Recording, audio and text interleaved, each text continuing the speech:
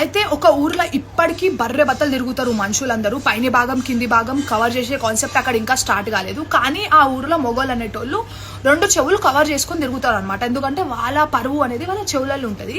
ఆ చెవులకెళ్ళి కవర్ తీసినప్పుడల్లా ఆడోళ్ళు ఇంకేం చేస్తారో తెలుసు కదా, హార్మోన్స్ గడబడైపోయి ఇదైపోయి అదైపోయి.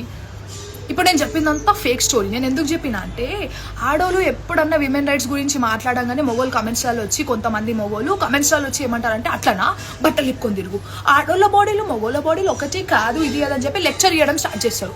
ఒకటే కాదు, బయోలాజికలీ ఒకటే కాదు, అంతేగాని 2 బాడీస్ నార్మలే. పుట్టడం అందరు ఏమైనా బట్టలు వేసుకొని పుట్టలేరు, అందరు బర్రె బట్టలే పుట్టిర్రు.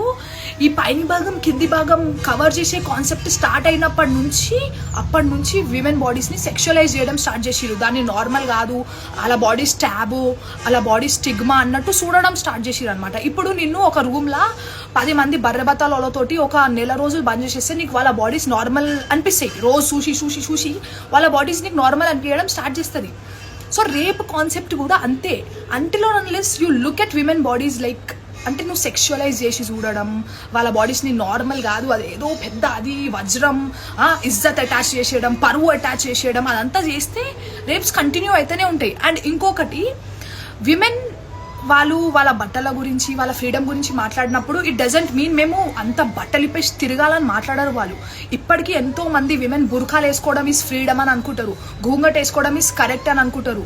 వాళ్ళని మొత్తం వాళ్ళ బాడీస్తో కూడా కంట్రోల్ చేస్తారు. ఎంతో మంది విమెన్ ఎంతో ఒప్రెస్ అవుతున్నారు వాళ్ళ బాడీ వల్ల, వాళ్ళ బట్టల వల్ల, ఇదంతా వల్ల. కొంచెం బుర్ర పెట్టండి, కొంచెం